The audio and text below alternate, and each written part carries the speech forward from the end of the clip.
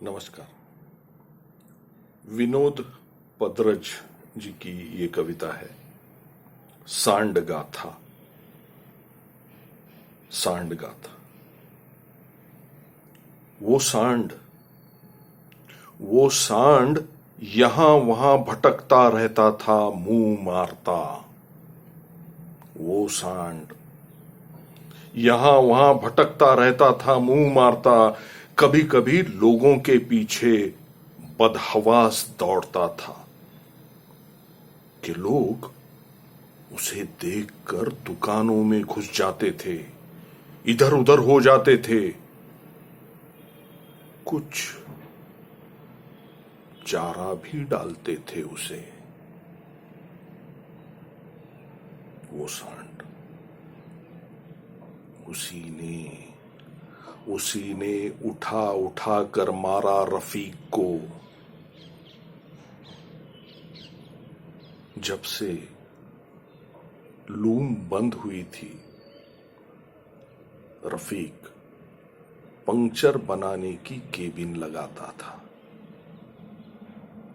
और नगर पालिका वालों से डरा रहता था। वो रोजाना सुबह ही टिफिन लेकर आ जाता था, पर उस दिन अम्मी ने कहा था कि बड़े का गोश्त आया है जमील के यहां से, बना रही हूं, घर आ जाना हाँ दोपहर में।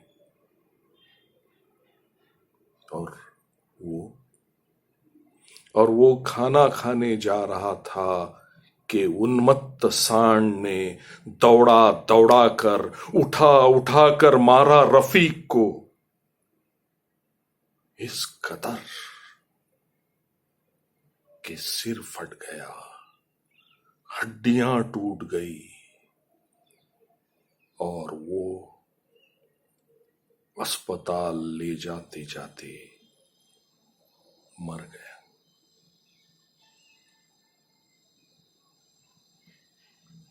रफीक के क्रोधित भाई बंद पड़ोसी लाठी डंडे लेकर आए, पर भीड़ जुट गई। किसी ने उसे खदेड़ने नहीं दिया, बल्कि रफीक के मौत के तीसरे दिन ही बहुत बड़ा जुलूस निकाला गया। बहुत बड़ा जुलूस निकाला गया जिसके आगे आगे सांड था, जिसमें आगे आगे सांड था, फूल मालाओं से लदा हुआ। वो जहां जहां से गुजरा लोग हरा चारा लेकर तैयार थे। स्त्रियां थाल लिए थी, उसकी आरती उतार रही थी। पीछे पीछे जयकारा लगाते हुए युवा थे। पैदल मोटरसाइकिलों पर यह जुलूस मस्जिद के पास जाकर समाप्त हुआ। ये जुलूस मस्जिद के पास जाकर समाप्त हुआ। अब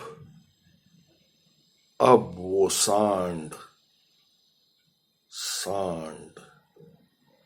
पूजनीय हो गया था।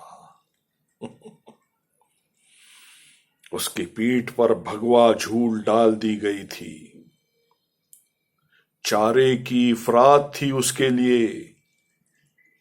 और जब भी कोई मिर्जा महल्ले का, अंसारी महल्ले का, कागजी महल्ले का, कसाई महल्ले का आदमी, औरत, बच्चा उसके सामने पड़ता था तो लोग उसे ललकारते थे और वो पीछे दौड़ता था। अभी पिछले दिनों जब वो मरा तो पूरे शहर में खुले ट्रक में फूलों से ढककर गाजे बाजे के साथ उसकी चकडोल निकाली गई।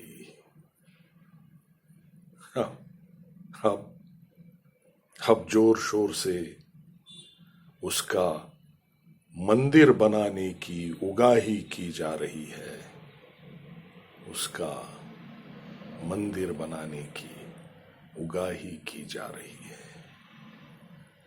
सांड गाथा, सांड गाथा।